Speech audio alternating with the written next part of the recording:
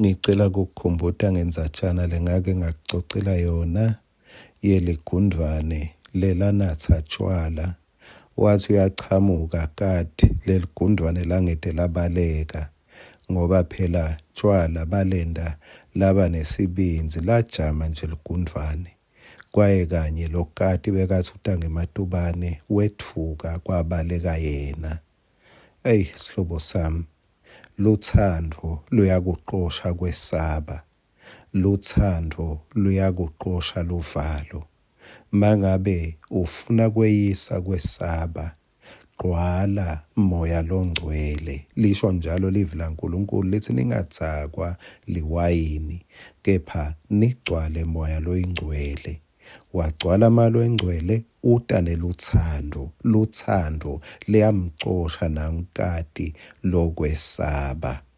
Nasi sinkwa selusuku sakavuka udle. Ngicela ukuhlephulela encwadini yaHezekiya, Ezekiel umprofeti, sahluko 36, sitawufunza verse 35 kuya kuverse 36. Bayawuthi lelive belilihlane lelingenalutho, selihlume laba njengensimi yase-Edeni. Emadolobha labe sasele atinzala, sekukhala libhungane kuwo, asabhujisiwe, nyalo asabiyelwe, futhi asahlalwa bantfu. 36. Lapho-ke tive leniyawube nakhelene nato, letiyawube tisasele, tiyawukwati ukuthi mina esimakathe ngikwakhe kabusha loko lokwase kubhujisiwe. Ngabuye ngahlumisa loko lokwase kulihlane.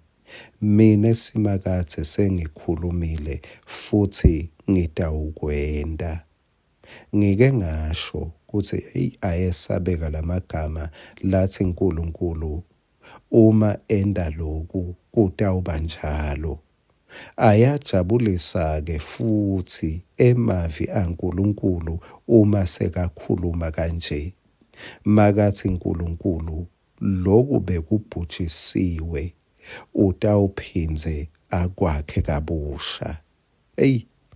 Kunetintfo uNkulunkulu latiguculako la. Bayati uNkulunkulu baniketa sithombe. Bayati baka-Israyeli simo labe batawuba kuso. Uthi lelive labe bakulo bekutawuba live lelitaba lihlane lelingenalutho, kepha uthi ngeke kuhlale kulihlane. Uthi selihlume laba njengensimi yase-Edeni. Uthi emadolobha labe sasele atinzala, labe sekukhala libhungane khona. Emadolobha labe kabhujisiwe. Ngike ngakhuluma ngaleli dolobha encwadzini yaIsaya 26 kuthi leli libhujisiwe ngeke liphindze livuswe ngumuntu. Kepha nyalo uNkulunkulu sewuthi lokhu bekubhujisiwe nyalo utawukwenda kuphindze kuvuke. Labe kungasahlali muntu khona, labe sekuti inzala khona. uNkulunkulu uthi noma bese kukhala libhungane, kepha utakuvusa kabusha. Lapho-ke tive leniyawube nakhelene nato, verse 36 uthi letiyawube tisasele tiyawukwati ukuthi mina esimakathe ngikwakhe kabusha loko lokwase kubhujisiwe. Ngabuye ngahlumisa loko lokwase kulihlane. Ake sewumgadze uNkulunkulu lobuyisa tinwele taSamsoni tiphindze tihlume kabusha. Ake sewumgadze uNkulunkulu lekwathi tindonga teJerusalema tibhidlitiwe, kumbe kwaze kwayawufika ngisho ku-foundation, kepha taphindze tavuswa.